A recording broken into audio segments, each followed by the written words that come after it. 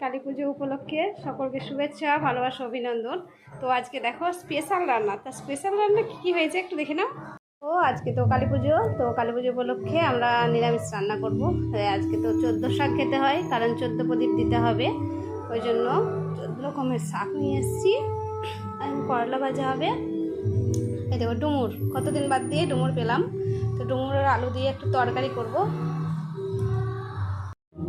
তো তেলের উপর লঙ্কা দিয়ে করলাটা ভেজে নিয়েছি। করলাটা ভাজা ভাজা হয়ে গেছে। এবার আমি করলা ভাজাটা নামিয়ে নেব। আর এখানে রেডি করে রেখেছি শাক আর এদিকে ডুমুর। তো এগুলো এবার রান্না বসাবো।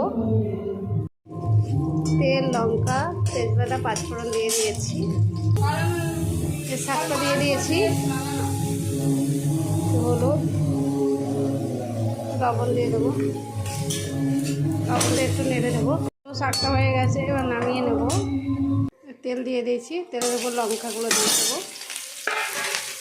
লঙ্কাটা একটু ভেজে ভেজে দেবো। লঙ্কাটা একটু ভাজা হয়ে গেছে, পাঁচফোড়ন আর একটু তেজপাতা দিয়ে দিলাম।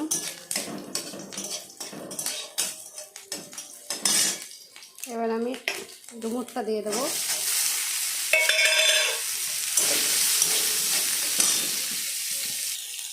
আলুটাও দিয়ে দেবো। পরিমাণ মতন হলুদ, পরিমাণ মতন লবণ দিয়ে এটাকে একটু নেড়ে নেব।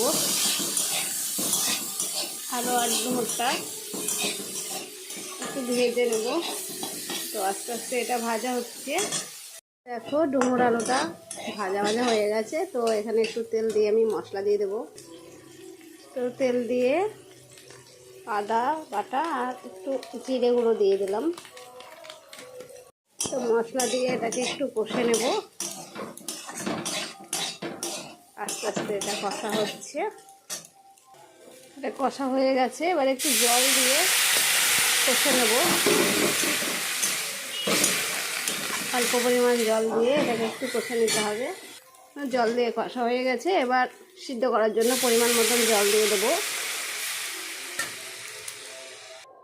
একটু হলুদ দিয়ে দিলাম, পরিমাণ মতন একটু লবণ দিয়ে দেবো। যেহেতু নিরামিষি তরকারি, ওই জন্য একটু করে চিনি দিয়ে দেবো।